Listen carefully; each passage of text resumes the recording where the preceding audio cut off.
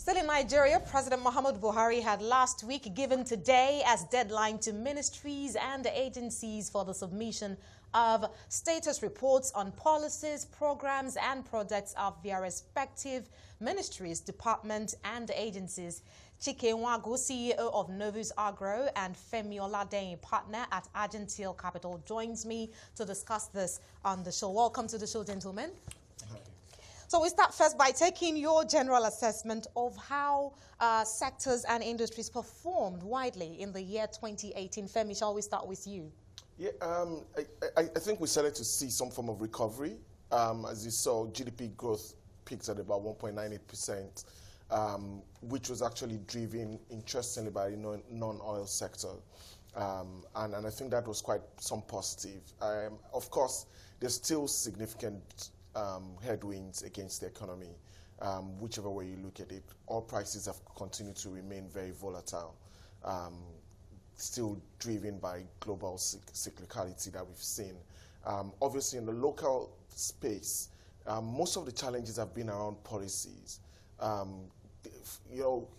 Quite disappointingly, I think that this government hasn't been able to marshal its policies in a way that people actually know in very simple terms what the key themes are. And I think that's the biggest challenge that we had in 2018. Everyone just knows we're moving. We really are not very clear on where we're going. In terms of directions and timeline. Chike, I know you are the agri person, but I'd like to hear your thoughts on general assessments. It's scorecard day according to timelines and deadlines. We don't know yet where that will be in the next few hours, but you tell me your thoughts as of this moment. No, like Femi rightly said, I think the greatest drawback has been that there's no unifying vision as to where exactly we're headed to. So you tend to find different ministries and parastatals kind of playing to their own tune, having their own divergent little objectives, so you don't kind of see any kind of cohesion in the way the sectors are all moving. So either way, it's reports sheet presentation day, according to the timeline given by the presidency. Cue me checking Google and looking for the latest and calling field contacts to see has any ministry, department or agency turned in their reports. I haven't heard anything. You mediate with some of these people from time to time. Have you heard anything, Femi? No, nothing. Look, let's dimension it more interestingly. I was thinking about it this morning that in my 40+ years of being alive in Nigeria, this is the first time I've ever seen a government start with the same ministers and end with the same ministers. It just means that why wait until today to start to appraise the performance of your ministers? There are ministers that I've never heard their names in the 4 years that they've been in government. And there's nothing on ground to show that even from a policy point of view, they've been able to impact either positively or negatively. I asked someone this morning that who's the Minister for Water Resources? What have they done in the last 4 years? Sounds like familiar music conversation. What I should remind you that the finance minister was changed. That was very out there in the open. Yes. No, but no, nobody was changed. She left. She left. Well, left, changed, and guess what? Resigned, replaced. There's been no minister that has replaced her. So as of today, constitutionally, Ogun State doesn't have a ministerial representative in the Federal Executive Council. So it's actually shambles. That's the reality. So Chike, where do you see the scorecards presentation leading today? If it does hold today, we'll get to discussing issues with following timelines and deadlines. But where do you see, should we see actual presentation of their own assessment? The president has said, I believe this is a score yourself first, give me your assessment. Then as the principal and the chief executive officer of the country, I would look and then assess you. What do you expect? Well, I think the main essence of it is for ministers to more or less parade what they've been able to achieve. It's a self-assessment, like you said, so nobody's going to score themselves low.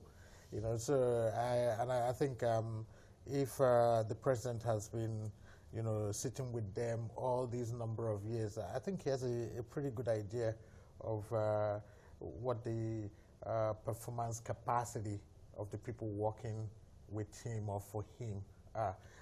Maybe it's an opportunity for the rest of us to kind of weigh in, you know, with all the facts. Like you said, you don't know who the Minister for Water Resources is. Do you know him?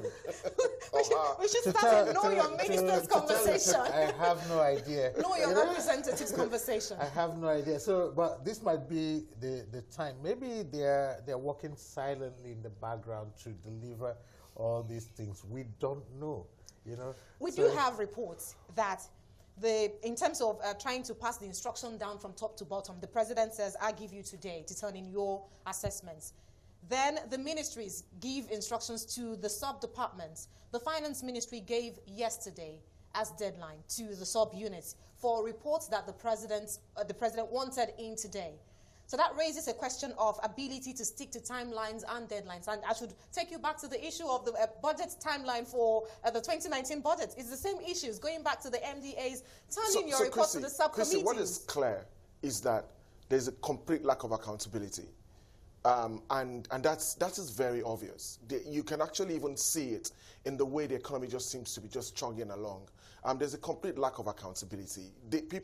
People get away with all sorts of things simply because you don't have. It's almost a detached approach to governance. We've set the ball rolling. It should gather some moss on the way, and people should be fine. There's nothing that appears to be a deliberate attempt to intervene in specific areas that require intervention. And I think that that's what's going to become very clear when these reports come out. I hope we even see them, and it's not something that's going to be, you know, hidden in different places. Let me give you a classic example. The president is coming into Lagos today to commission projects. There's still construction going on in those projects. In fact, some of them are probably like 60% completed. And the president is coming to commission them. You then sit back and wonder what exactly are the standards to which we're holding this government accountable to. Okay, so a light bulb just went up in my head. Chike, help me understand this. Tying into what he said, the president is expected in Lagos today, the same day that the ministries, departments, and agencies, are you seeing what I'm seeing now, are expected to turn in their own assessments to the president. Chike? Well, the president is probably linked in, you know, somehow connected to, you know, he's a modern day president, so he can be anywhere and read reports anywhere, if you want to believe that. I really think that the deadline for today, like every other thing in this country, is not a hard deadline, you know, and this is the tragedy of the country, you know. Deadlines are more like guidelines, you know, like, okay, if you turn it in today, tentative. If you turn it in today, that would be very nice, you know, but nothing gets but should you not turn it in, what happens? Nothing would happen.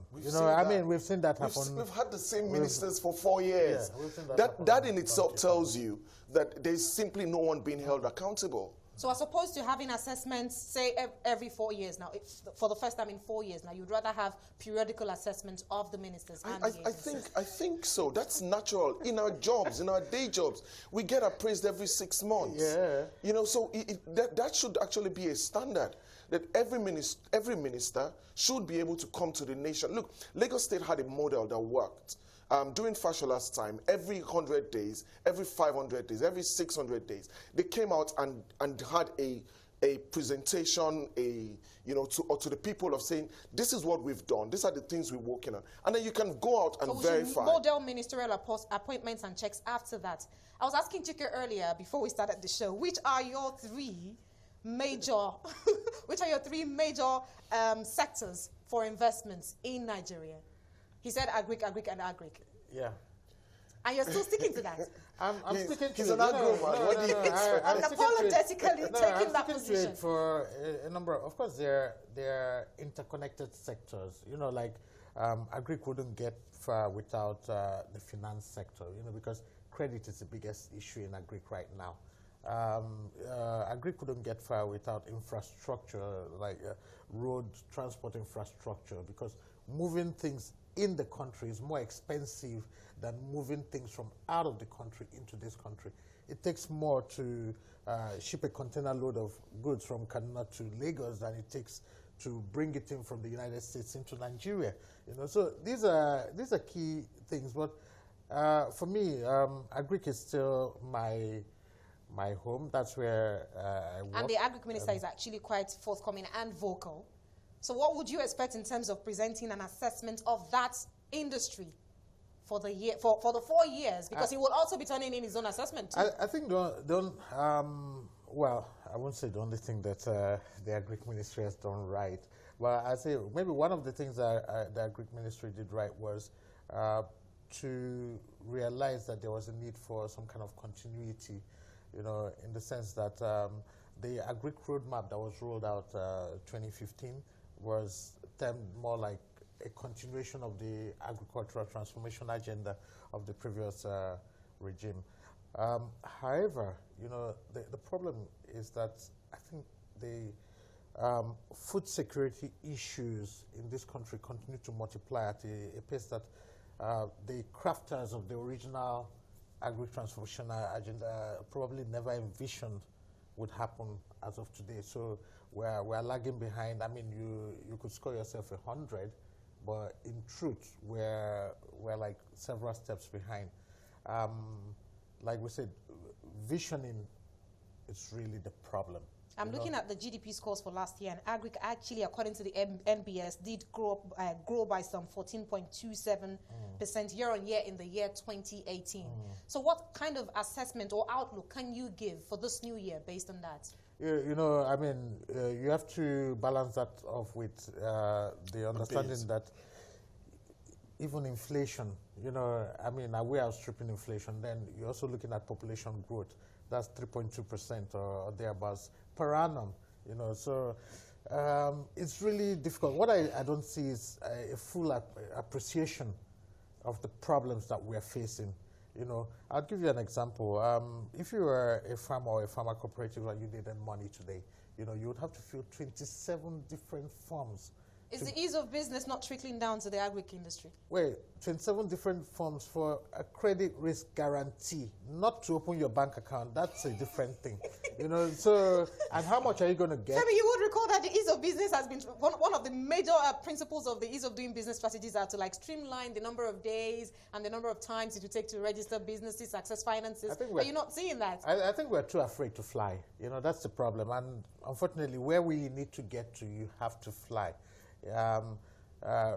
Debt recovery in the agric sector is not gotten better because of 27. So there's still rooms for improvement. Yeah. Femi, as the ministers present their assessment and scorecards to the president, which top ministries or which top sectors would you say would put their chest out in pride and say we have done well and therefore investors should look at us? Look, and therefore we should keep our jobs. I think the Ministry of Transport has done quite significantly well. Whilst a lot of the funding has actually been a struggle, but you can actually see that the minister is very energetic. He's very clear about what he wants to deliver.